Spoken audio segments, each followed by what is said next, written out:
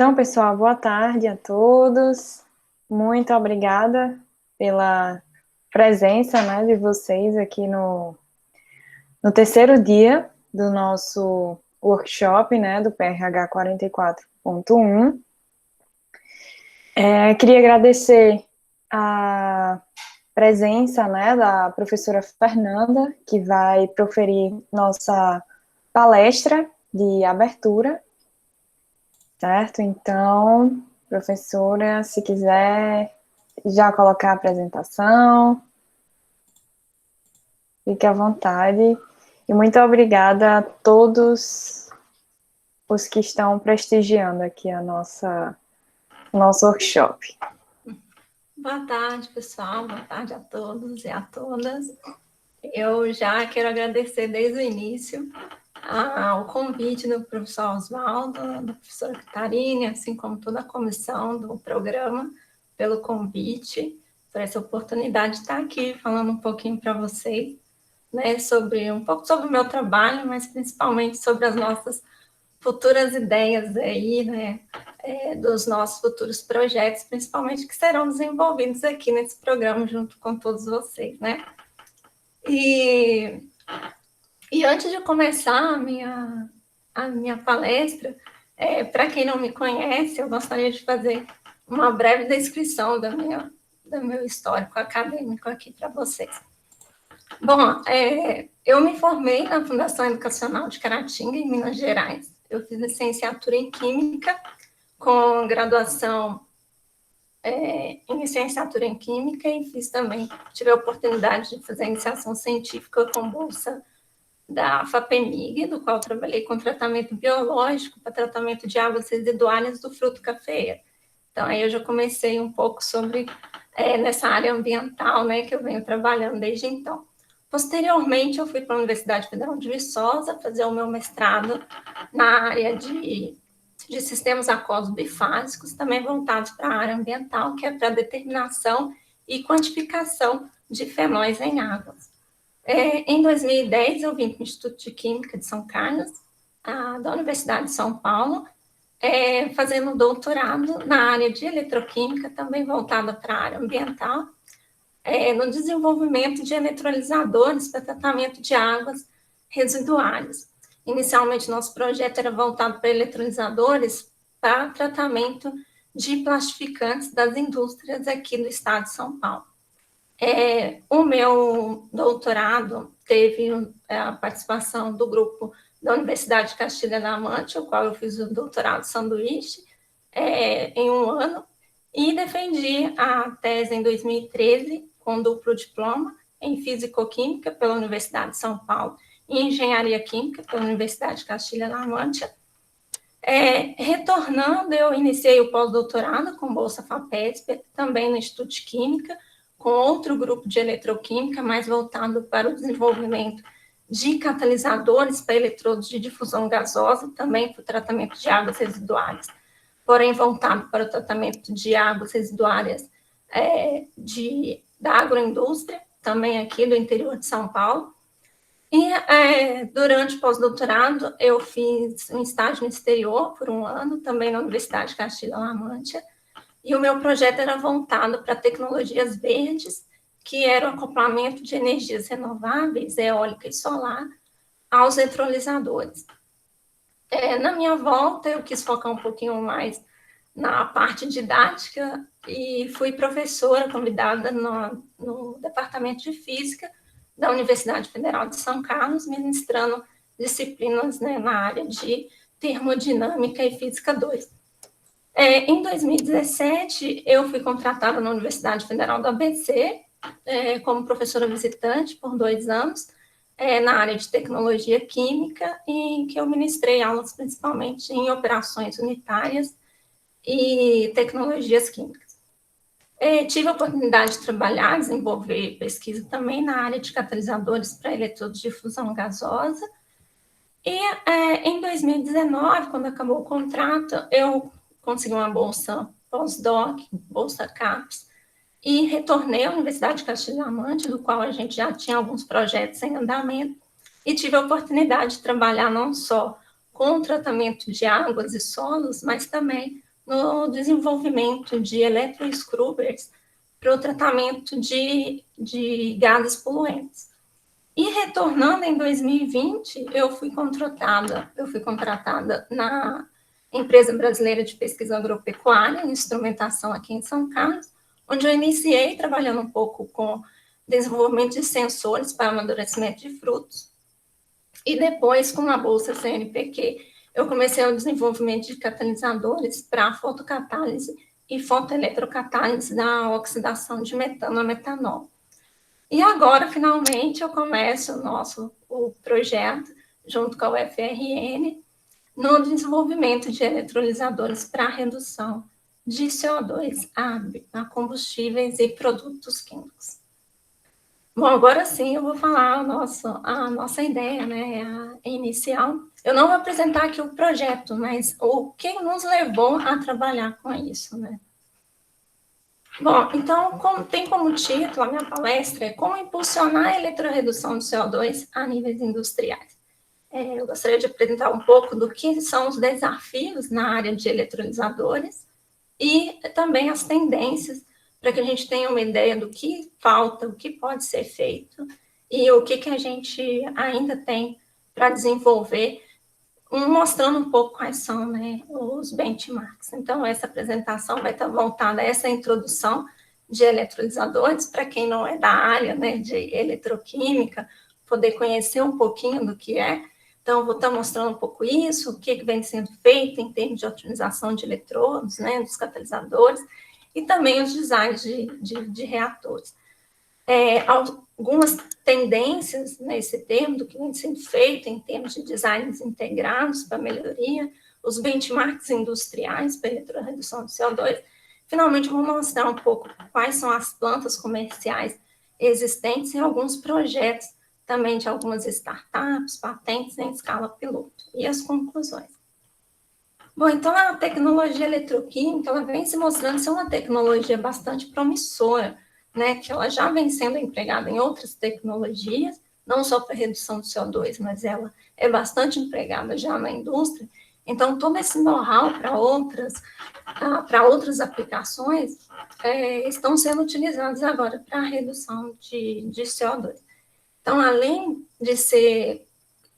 de demonstrar ser capaz, né, de reduzir esse gás, que é um gás de efeito estufa, que causa tanto impacto ambiental no ambiente, com os diversos efeitos climáticos, a tecnologia também, eletroquímica, também oferece a vantagem de converter esse gás poluente em gases de maior energia e de maior valor agregado, né?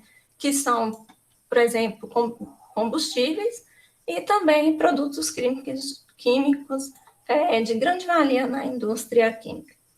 Mas a outra grande vantagem da tecnologia eletroquímica é que ela permite o acoplamento a energias renováveis, né? No caso da energia solar, é um processo conhecido muito na literatura como fotossíntese artificial, no qual imita-se a fotossíntese artificial, a fotossíntese natural das plantas, em que a energia solar passa a dirigir o processo de eletrorredução. Isso gera um ciclo neutro de carbono, né, uma vez que substitui as fontes de energia de combustíveis fósseis, e além de tornar a tecnologia mais econômica e, portanto, mais sustentável. Então, é uma tecnologia muito, muito promissora. Mas, como toda tecnologia, ela tem alguns obstáculos, né?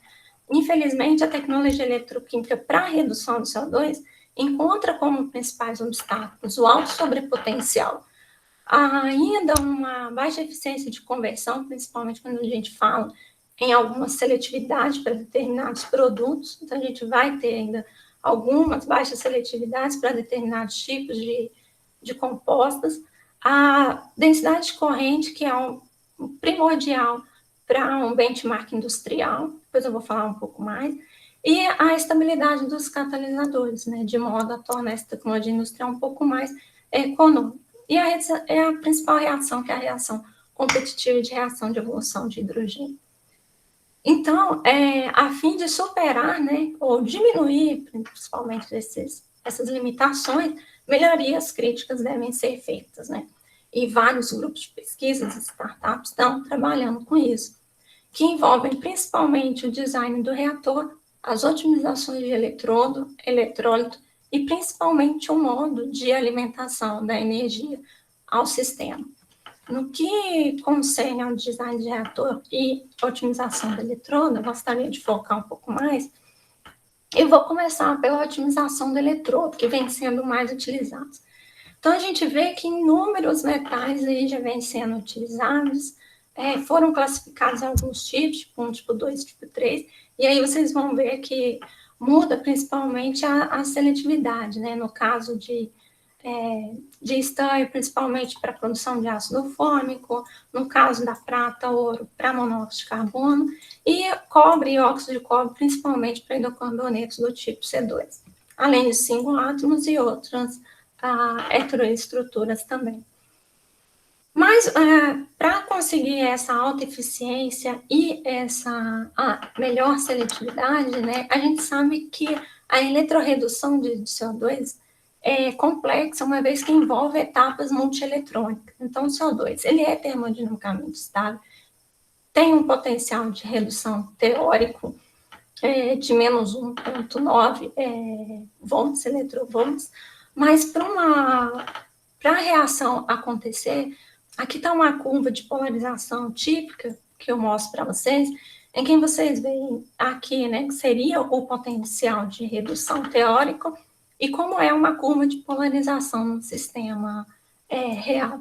O que acontece? Quanto maior essas densidades de corrente, normalmente a gente vê um aumento desse potencial de célula.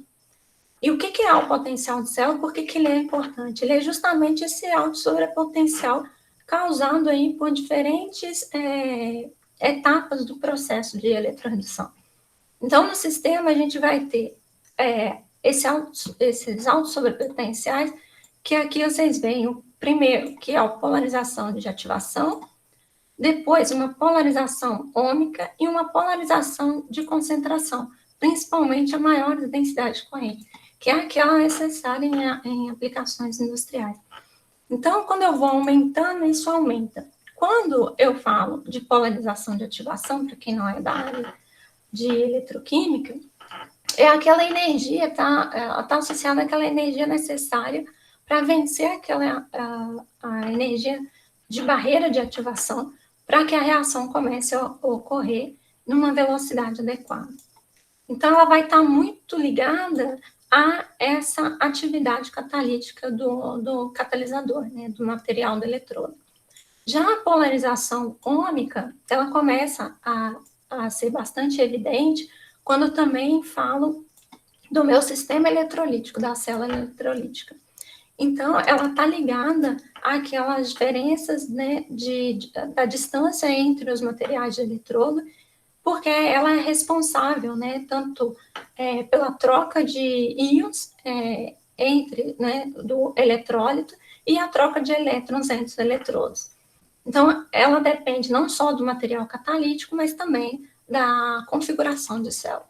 E, posteriormente, eu tenho uma polarização de concentração, que é o sobrepotencial causado principalmente pela difusão, né, do reagente, que no caso é o CO2, à superfície do material eletrônico.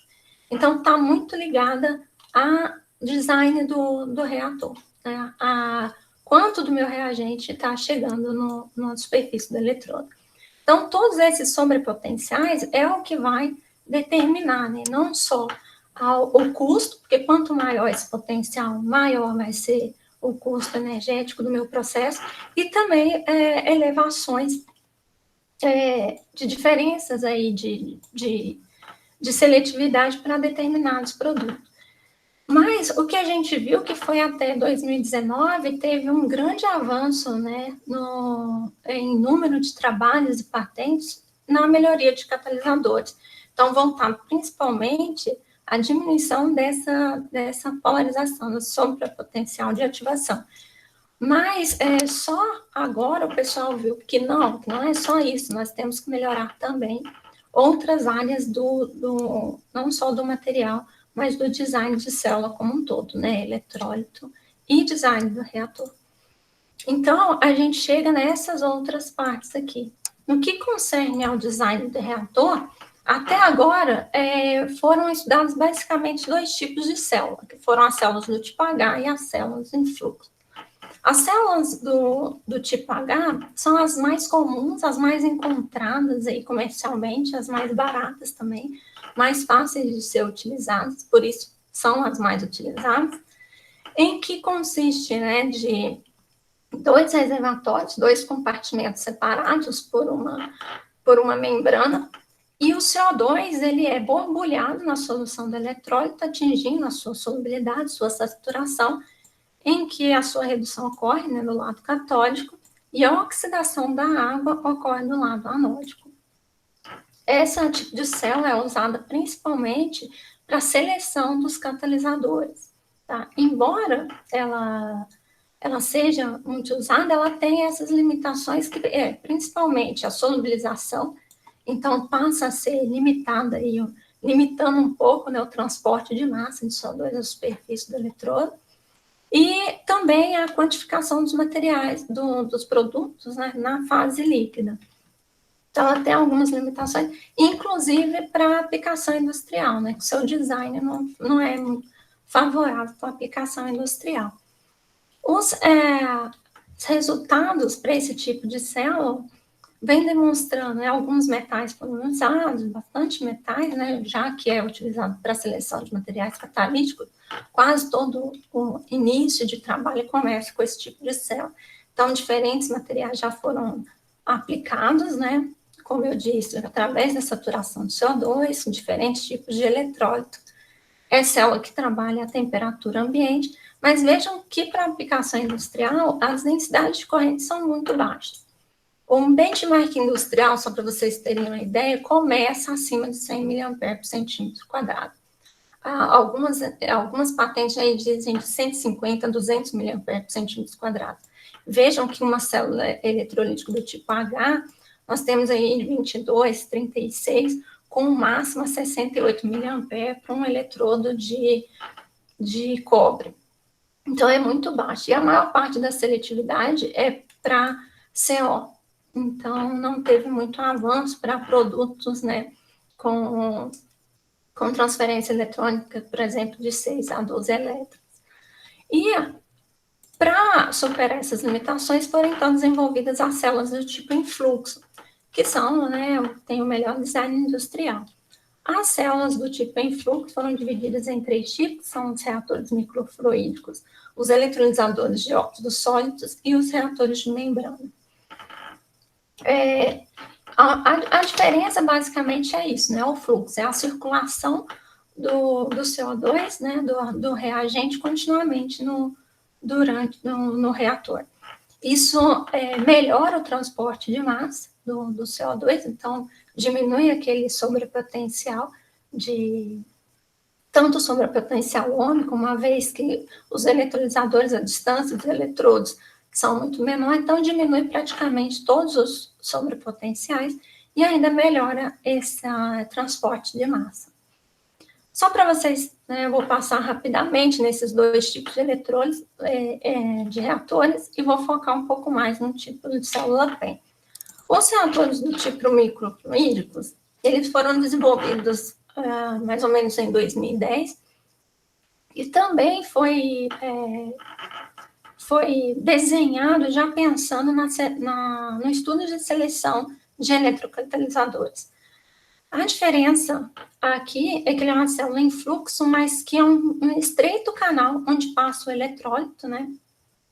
E ele, entre o ânodo e o cátodo, e o CO2, nesse caso, passa a ser alimentado diretamente na fase gás. Então, aumenta consideravelmente, né, o transporte de massa do CO2. E, para isso, ele usa de eletrodos de difusão de gás para o transporte, né, dos reagentes. Então, ele flexibiliza aí essas condições de operação em relação às células do tipo H e também tem essa minimização dos efeitos de pH que ocorriam antes nos outros tipos de célula. Isso é muito importante porque o equilíbrio de CO2 no eletrólito é importante para evitar a formação de de carbonatos. Então, esse efeito de pH, não vou entrar muito em detalhes, mas ele é muito importante e foi considerado muito bom nesse tipo de célula aqui em fluxo. E já tem outros tipos de célula, que tem grupos muito especializados, que são as células eletrolites de óxido sólido, que a configuração dela é muito simples também, né? Consiste de 2 eletrodos porosos, né? Cátodo e anodo poroso, e um eletrólito sólido. A grande diferença é a temperatura. Enquanto as outras duas tipos de reatores em fluxo trabalham a temperatura ambiente, neste caso, essa célula trabalha com temperaturas acima de 600 graus Celsius. Então, ela teve uma melhoria tanto na cinética quanto na resistência interna, porém, os grupos ainda sofrem com a variedade de produtos ser bem limitadas. A maior parte dessas células, principalmente a que existe industrialmente, é para a formação de CO e de formato. Então, ainda sofre com esses problemas e também com a oxidação de partículas, a contaminação por impurezas, né, deposições do carbono por utilizar materiais porosos e além do alto custo, né, de energia relacionado a esse tipo de célula. E as células que mais promissoras para fins industriais, que eu vou falar um pouco mais sobre elas, são as células do tipo membrana eletrolítica polimérica. Ela, nos últimos anos, vem sendo a mais explorada, desde 2015. A configuração também é relativamente simples, né?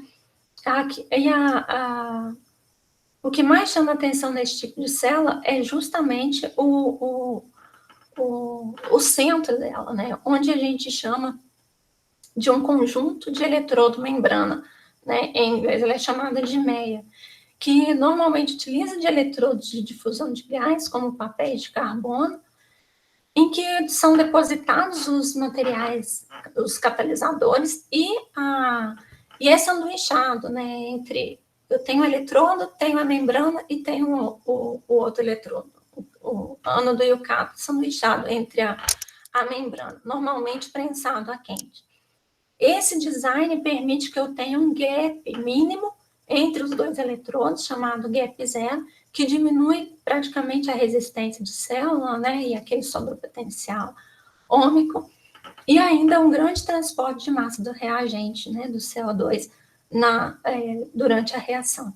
Então, essa célula tem essa grande vantagem, né? E como membrana, vem sendo estudado diversos tipos de membrana, tanto catiônica quanto aniônica, e nos últimos 3 anos são as membranas bipolares. Também tem alcançado maiores eficiências aí para determinadas seletividades de produtos. Como eu disse, a grande vantagem dela realmente é o design comercial, essa menor resistência de célula, maior transporte de massa e com densidade de corrente aí alcançadas já maiores do que 100 mA, que é o necessário, né, para uma escala industrial. Vejam que as densidades de corrente aqui já passam, né, de 150 a 200 mA para diferentes tipos de eletrodos utilizados. Na maior parte das vezes, utilizamos esses GBLs, né, essas camadas de fusão de gás, como papéis de carbono e tanto, né, membranas catiônicas quanto aniônicas. As eficiências paradaicas são muito altas, principalmente na formação de ácido fórmico e de monóxido de carbono. E como vocês veem aqui, embora eu tenha, né, essa produção aqui é industrial, por isso que chegou a 230 mA por centímetros quadrados, né, utilizando aí as eletrodos sólidos, porém a única desvantagem realmente é essas altas temperaturas. Outro ponto importante quando eu trabalho com células do tipo PEN, como eu falei para vocês, é essa fase de alimentação, que ela permite que o CO2 possa ser alimentado diretamente na fase gás. Então, ela vai permitir essas duas coisas, tanto numa célula eletrolítica de fase líquida, onde eu tenho o reator e tenho o CO2 solubilizado no eletrólito, no cátodo, e utilizando uma solução aquosa, como o ânodo, e também vai permitir que seja totalmente alimentado na fase gás. Outros estudos também têm sido feitos com o gás umidificado, né, que o CO2 é umidificado, então garante também um maior transporte de massa comparado ao líquido e a condutividade passando ali pela membrana. um pouco sobre as tendências agora no que concerne a eletrorredução de CO2, que são chamados designs integrados para a eletrorredução de CO2. Nós temos 3 tipos de tendência de design integrados, tá? O primeiro deles é a eletrorredução simultânea de CO2, no qual, normalmente, compostos contendo carbono, especificamente, não necessariamente, mas tem sido mais utilizado como monóxido de carbono, adicionado juntamente com o CO2 na célula do lado catódico, justamente para aumentar a seletividade, né, e a eficiência faradaica na formação de produtos do tipo C2. Tá? Então, a gente tem aí resultados bastante favoráveis nesse sentido. E a segunda estratégia tem sido uma eletrorredução tandem, que normalmente são sistemas adicionais após a redução de CO2. Então, eu teria um módulo adicional para que esses compostos que não atingiram elevada eficiência ou a seletividade desejada possam ser novamente reduzidos ao meu composto de interesse. Aqui, o que mais vem sendo empregado são modos de fermentação com bactérias anaeróbicas, também para atingir maior eficiência e seletividade para compostos como etanol, por exemplo. E o último, e não menos importante, é a eletrorredução híbrida de CO2. Essa daqui eu vou estar falando até um pouquinho mais no outro seminário, que envolve uma parte do nosso projeto, que é justamente uma integração de reações, em que eu não vou trabalhar na parte catódica, mas eu vou acoplar, eu vou substituir a reação de oxidação da água, né, que gera oxigênio na solução, por substâncias orgânicas ou resíduos orgânicos que possam ser oxidados a diferentes tipos de produto, normalmente produtos de maior valor agregado. Então, eu diminuo, né, o sobrepotencial de célula, então eu diminuo os custos e ainda gero um produto de maior valor agregado. Estes designs, né, eles têm grandes desafios e oportunidades, né, para ser utilizados, tanto no que conduz à reação simultânea com novos tipos de substrato, não apenas contendo carbono, mas, por exemplo, por que não utilizar nitratos, né? E também entender por como que está ocorrendo esse mecanismo de reação através de análise de espectroscopia, por exemplo, de ressonância paramagnética, e também estudos teóricos para entender um pouquinho sobre essas energias de ativações, essa termodinâmica de reações.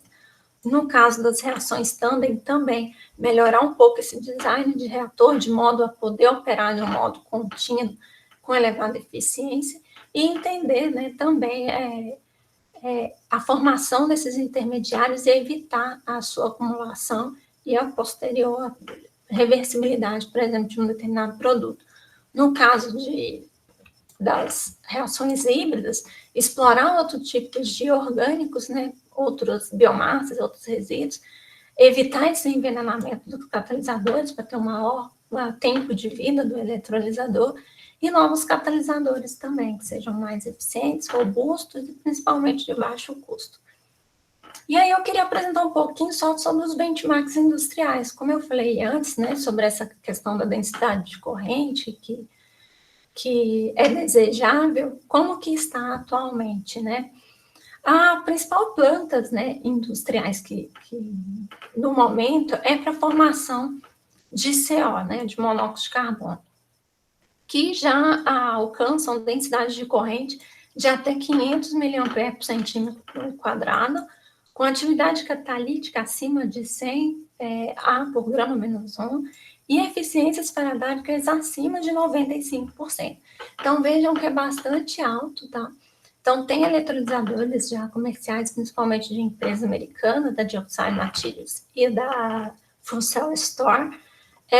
O único problema desses eletrolisadores ainda lógico, quanto maior a densidade de corrente, também tem esse superaquecimento das células, né? Então, como também tem a relação da oxidação da água do outro lado, ainda também essa questão da alimentação da água no lado anótico também é uma grande preocupação. E outro que está aí a ponto industrial, mas em escalas pilotos já semi-industriais, seria a redução de CO2 a ácido fórmico, que a grande problemática é a formação de formato, mas também já alcança densidade de corrente acima de 200 mA, e a eficiência vai de 80 a 90, dependendo das concentrações molares, né, de ácido fórmico produzido, né, que diminui um pouco quando essas concentrações, você quer um produto, né, mais concentrado. E aí você pode me perguntar, mas como esses eletrolisadores, qual o tempo de vida desse eletrolisador? Infelizmente, pouco se sabe, porque é muito recente, né? E uma das medidas que tem, não medidas, né, mas uma unidade que vem sendo utilizada para isso, seria esse aumento de voltagem à corrente constante. No caso desse eletrolisador para ácido fórmico, ainda não se tem esse valor, mas, por exemplo, a Dioxide Materials, ela nos deu um valor abaixo de 10 microvolt por hora menos 1. Isso significa um tempo de vida, e normalmente de 3 a 5 anos desse eletrolisador. Isso é muito importante, porque, por exemplo, se esse valor cai para 3 microvolts, o tempo de vida do eletrolisador pode atingir até 7 anos. Então, é uma estimativa desse tempo, né, de vida de um eletrolisador para a planta industrial, isso é muito importante. Mas vejam que esse eletrolisador, por exemplo, de óxido sólido, esse industrial, por exemplo, só para vocês terem uma ideia do custo da MEA, por exemplo, esse custo de setembro para 2020, para a produção de CO, a empresa mostra que grande parte do custo dessa MEA está nos eletrodos anódicos, que representa 60% do custo, enquanto o suporte para o catalisador representa 19% e a membrana praticamente 16% também. Então, vejam que, embora a maior parte dos grupos estejam trabalhando no desenvolvimento de catalisadores catódicos, nós já temos materiais bons relativamente para determinados produtos, no caso de CO, e que são bem baratos, representam apenas 3% do custo total da MEI. Então, a gente vai ver que grande parte agora das startups vem trabalhando, por exemplo, no desenvolvimento de membranas, assim como sistemas híbridos para diminuir um pouco esse custo desse material anódico. E aí, quais são os benchmarks industriais para outros tipos, né, de produtos, não só para CO e ácido fórmico? Neste ponto aqui não está em escala industrial, mas qual que está o benchmark aí, né, principalmente em termos de eficiência e densidade de corrente? Por exemplo, para produtos do tipo C2, temos eficiências relativamente altas, né, em torno de 80%, independente de ser abaixo de 20 mA ou acima de 100 mA, utilizando eletródos do tipo KUH, KBr, KCl. Já quando eu falo de etanol, essa quantidade, essa eficiência faradaica cai um pouco, né? Quando eu trabalho até 20 mA, se tem na literatura resultado de 63% de eficiência, mas ela cai para 50% quando eu trabalho a altas densidades de corrente. No caso de etileno, também são eficiências faradaicas muito boas, e também utilizando eletrodos de KBr e KOH. Então, veja que a maior parte dos eletrolisadores utilizam aí KOH e bicarbonato de potássio como eletrólito. Aqui eu não falei tanto, mas o eletrólito é um parâmetro importante justamente por causa desse efeito, né, de formação de carbonatos no meio, desse aumento e diminuição do pH, né, variando esse equilíbrio de CO2 e carbonato, e também devido à estabilidade de alguns catalisadores. Por exemplo, o cobre, ele é muito bom, assim como o cobre, óxido de cobre 1 e 2, para a formação de produtos do tipo C2. Mas ele tem essa estabilidade limitada, né, em soluções muito alcalinas. Então, também é muito importante. E o KBr e o KCl, devido à formação de BR2 e C2, então tem essa limitação para aplicação industrial. Então, o que mais é utilizado como eletrólito realmente é o bicarbonato de potássio, né, para conseguir maiores eficiências. E aí, de plantas comerciais, só para finalizar, plantas comerciais e projetos em escala piloto, nós temos, sim, plantas industriais, como eu disse, para eletrólise de óxido sólido, né, da SOX, tem muitos grupos de companheiros de trabalho, né, muitos eletroquímicos também trabalhando nessa área, realmente tem se avançado muito, não tanto em produtos hidrocarbonetos do tipo C2, mas para CO, em que a gente vê aí um avanço. A principal empresa é a Gás Innovation, né, para esse grupo, que já forma para CO uma quantidade considerável, né, de 10 até 100 normalmetro cúbico por hora, a 95% de pureza. Isso é um marco, né, para industrialmente. Mas aqui, focando nas eletrólises a temperatura ambiente, né, consideradas de baixa temperatura, como eu disse, a empresa que tem realmente é a Geotime Materials, com esse eletrolisador para CO, que eu comentei anteriormente, com a capacidade de 400 mA para a formação de CO. Também empresas, né, do Canadá, Japão, Noruega e principalmente na Alemanha, que envolvem tanto empresas grandes, né, como a Siemens, que tem projetos com diferentes universidades e startups, e para a produção tanto de ácido fórmico quanto de formato. Então, a gente tem visto aí um maior interesse das empresas e criações de startup para desenvolvimento de eletrolisadores a baixa temperatura para redução do CO. Então, eu queria concluir um pouco, né, dessa história, dizendo que para alcançar e ter um maior avanço, né, nessas aplicações industriais, realmente ainda tem um caminho longo a ser percorrido, embora algum sucesso já tenha sido feito, principalmente para a formação de CO. Mas muita coisa tem que ser feita, tanto no que já vem sendo, como eu mostrei, grande parte dos trabalhos são para eletrolisadores, mas agora voltar um pouco mais para toda a engenharia do sistema, não pensar só no catalisador, mas no design do reator e a otimização de todo o sistema. E pensar em fatores, né, como sustentabilidade e fator técnico econômico, porque a indústria, como todo engenheiro sabe, a primeira coisa que pergunta é o valor. Quanto vai durar e quanto vai custar? Tanto em função da planta, quanto em função do tempo de operação dessa planta, né? Então, é muito importante pensar nisso, em eletrolisadores mais robustos e num sistema mais confiável também. Então, a chave para alcançar realmente esse avanço industrial vai ser pensar num eletrolisador, né, que tenha uma atividade catalítica grande, né? Então, as nanopartículas realmente podem ser aí uma grande chave para isso. Também as melhorias no design, né, um desenvolvimento de um gap zero, para que a gente tenha um sobrepotencial menor e, consequentemente, um custo energético menor, e também um acoplamento de energias renováveis para tornar todo o sistema muito mais sustentável e também muito mais econômico.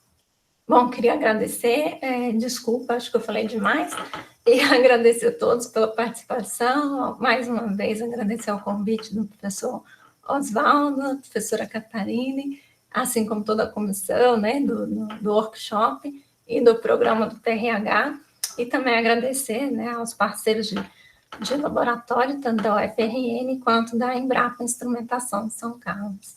Obrigada, pessoal. Nós que agradecemos, professora Fernanda, foi ótimo aí essa visão geral, né, dessas novas tecnologias, desenvolvimento de novos materiais. Eu acho que vai dar muita ideia aí para o pessoal, né, de muita coisa boa. A gente tem aqui algumas dúvidas no chat, certo? Vamos lá. A Maiara falou sobre o processo por óxidos sólidos porosos. Quais são os materiais que o pessoal vem utilizando nos anos recentes, em publicações? Aqui eu estou lendo a pergunta também, se esses processos também já estão nos níveis industriais, como tem. Sobre os materiais, eu não vou saber te responder exatamente, porque eu não faço parte, infelizmente, do grupo desses só. Como eu disse, tenho muitos colegas, né, da área eletroquímica que trabalham com esses materiais, mas normalmente são materiais à base de carbono, porosos, e aí vem os catalisadores, né, que normalmente hoje, não só para prata, platina, como metais nobres, mas como heteroátomos também, e single átomos. Então, o pessoal já está avançando muito nisso, né, em heteroátomos, né, e em materiais 2D, em materiais... Eu acho que os 2D vem sendo mais, né, tanto na parte de grafeno, quanto nos materiais como baseados em grafeno, desde os borofenos, desde os inúmeros compostos fosforeno, a base de bismuto. Então, eu acho que vai um grande avanço por esse lado dos materiais 2D. Mas, assim, eu não, Maiara, infelizmente, eu não sei te falar, assim, especificamente qual que teria, né, um avanço nos anos recentes. Acho que eu tenho essa ideia do que vai ser, mas não saberia te dizer especificamente. E se tem eletrolisador sólido já no nível industrial do PEN, o único trabalho de realmente industrial é da Gás Innovation. Então, eles têm a patente, eu não sei até quando vai durar, mas eu sei que tem muitos grupos aí trabalhando já em escala piloto, no Canadá, por exemplo, né? A Europa investiu muito nos últimos anos em eletrolisador para redução de CO. Quase todos, em 2019, quando eu estava lá, praticamente quase todos os projetos aprovados a nível europeu, pelo projeto europeu, foram para tratamento, né, de gases poluentes como CO2. Então, eu acho que vai ter um grande avanço aí nos últimos anos em escala mais industrial, né, mais piloto. Mas o único mesmo que eu conheço é esse. Não sei se tem outros, não saberia te falar. Mas o que eu achei foi da Gás Innovation americano.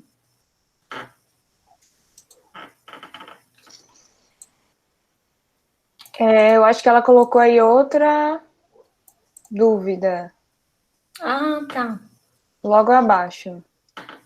Sim. No Brasil já temos empresas trabalhando com esse tipo de tecnologia. Está em busca de estágio, muito bom trabalhar. Maiara, legal saber que você gosta dessa área, viu? Estamos em busca de pessoas motivadas nessa área. Então, no Brasil, as empresas trabalhando...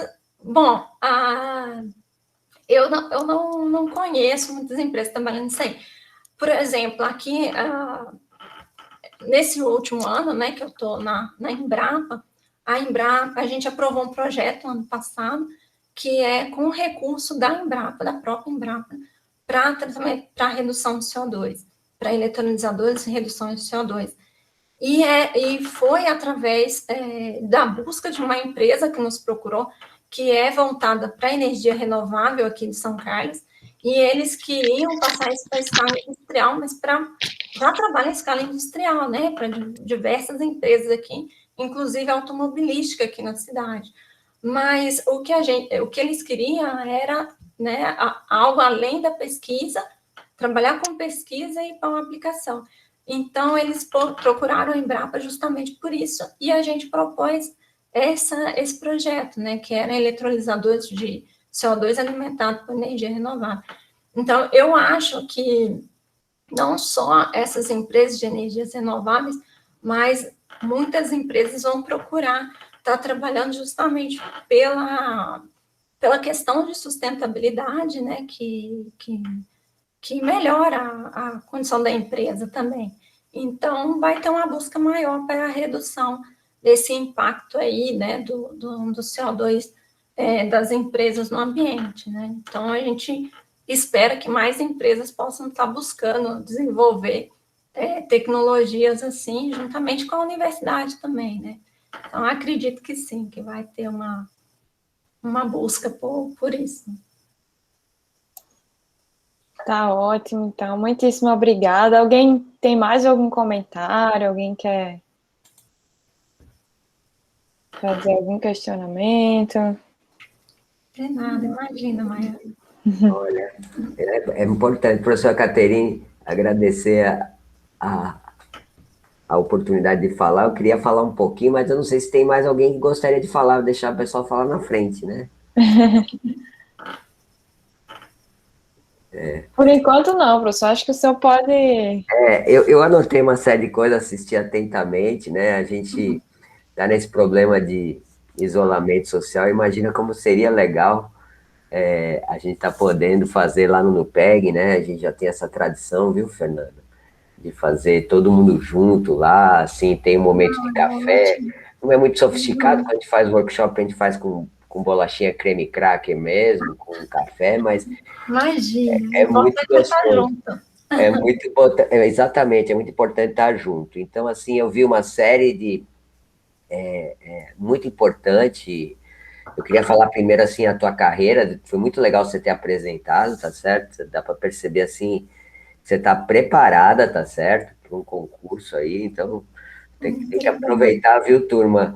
Ela é do nosso programa, aproveitar aí, né, enquanto ela está com a gente, porque ela está pronta realmente para entrar no instituto de pesquisa ou também, né, num, numa universidade, tá certo? Ou talvez até numa empresa com pesquisa, Exatamente. né?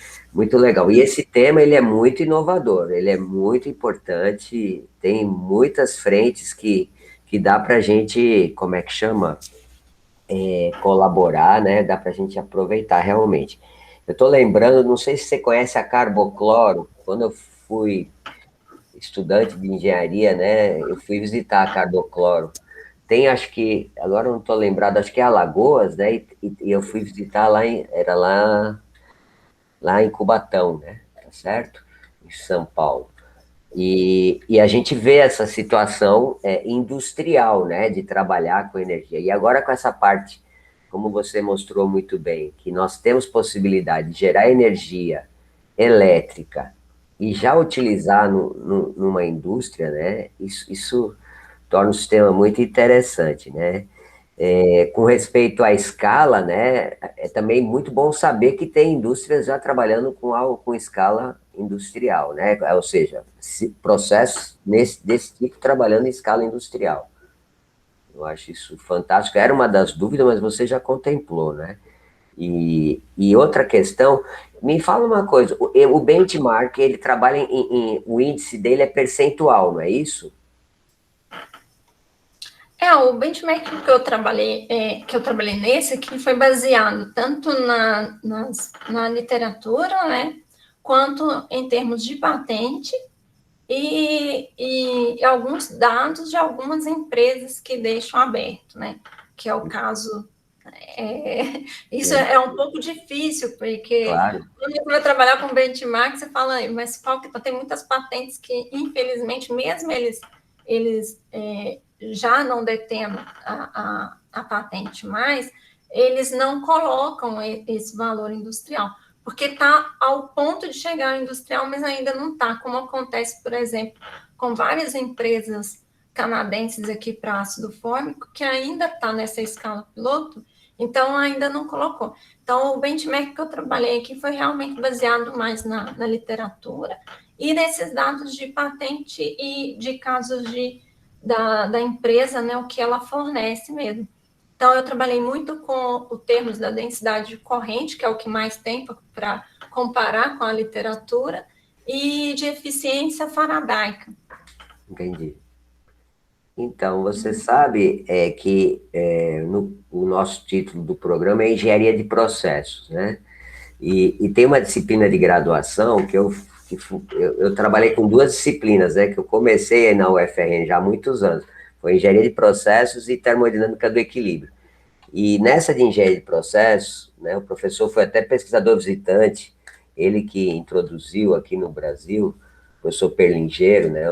Uma honra, né? Ele já nos deixou, mas ele deixou um livrinho vermelhinho, todos têm lembrança dele, né? Muito legal, muito prático, mas nós fazemos a análise dos processos, tá? Então, é passivo de fazer. Tem outro, na área de engenharia química, que pode analisar os processos, tá certo?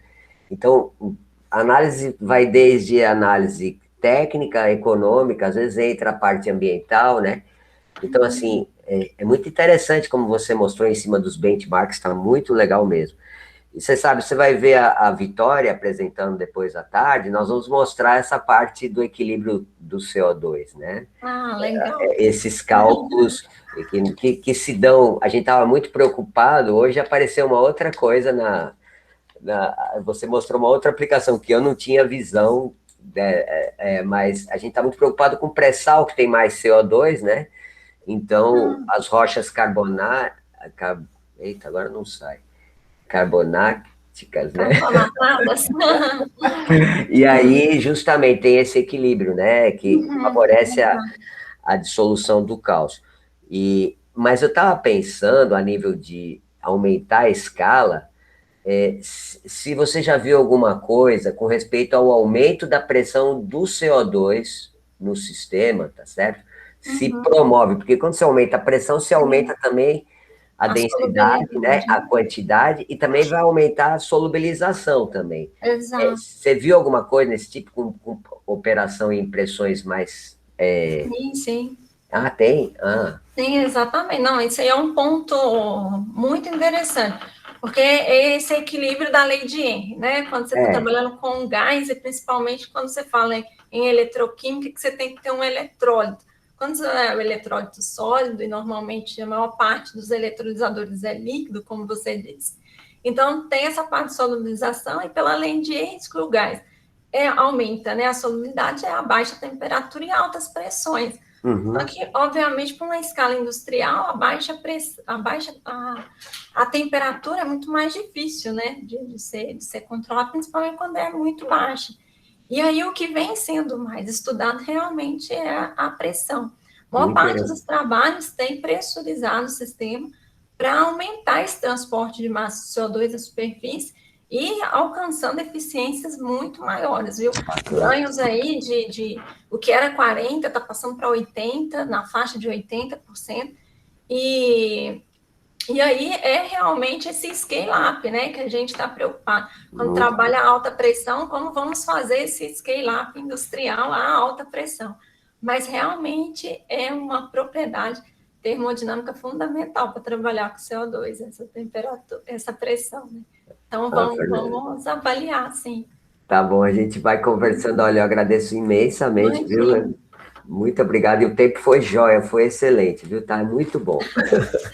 Não, acho que eu falei um pouquinho mais do tempo. Peço desculpas se eu falei um pouco rápido. E mais uma vez, obrigada a todos aí pela participação e pelo convite também. Obrigada mesmo. Nós que agradecemos, foi ótimo, excelente. Muitíssimo obrigada. Então, professor, o senhor vai querer dividir? Pronto. Dividir a gravação, né? O senhor finaliza e começa a outra.